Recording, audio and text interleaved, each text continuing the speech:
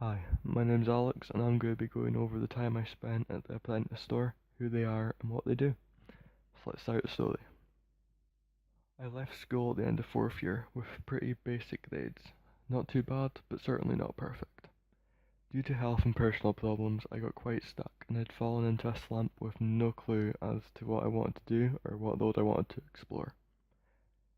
After just under a year spent working with a skills development course, I managed to find my way to the Shirley Project, an organisation who help young people, school leavers, and people living with an illness who need some extra support to gain the skills needed for a workplace, and helping them get ready for employability. Thanks to the Shirley Project, I was able to get a 1 month work placement at the Apprentice Store, an IT company dedicated to giving talented and driven young people from unfortunate and difficult backgrounds an opportunity to grow their talent and passion, to show them what it takes to make their dream a reality, and to give them the chance that no one else would. Sometime in July, I met with David Massey, the main man behind the Apprentice Store, and was given the opportunity to work with him for a month to see if I could make my hobby of messing around on my computer into a possible job. I had never expected to get the chance to take what I love and turn it into something which could possibly become my career.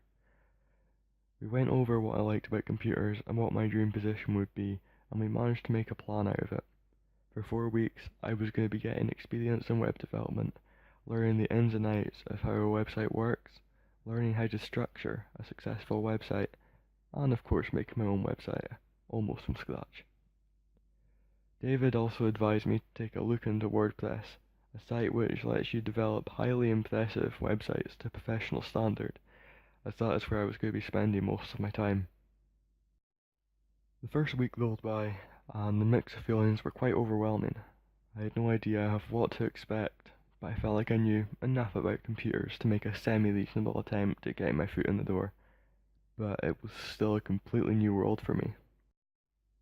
The first day was interesting to say the least. I sat down, whipped out my laptop, and David introduced me to the other people working in the office. Luckily they were all nice and made me feel well at home. He then showed me what I would be doing. Let's just say I never expected to be working on a website on my first day there.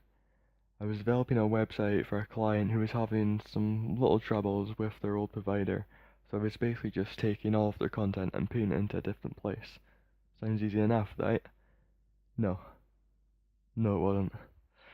I had to choose a theme that worked with my idea of the website, but also gave you the features that you wanted for the site. A close to impossible task due to thousands of themes available for your use. Skip ahead to the second week, and I noticed that I was getting a lot faster at what I was doing. Whether it was editing images, placing text, or just finding information, the process was getting slightly easier. A few days later, and I had basically done all I could with the first website, with the knowledge that I had anyway. So I was given another website to work on, but this time I was going to need to start from scratch. It was a very simple site, so it was an opportunity for me to use my imagination and come up with something. By the end of the third week, I was a lot more confident in what I was doing. I completed 2 websites to a standard I was quite impressed with. I had a few falls, but managed to keep going to the best of my ability. I learned more than I ever expected to, and now had a new road to explore in the search for work. So this was my final task, making a vlog to go over my experience. Thank you for your time, and I hope you enjoyed.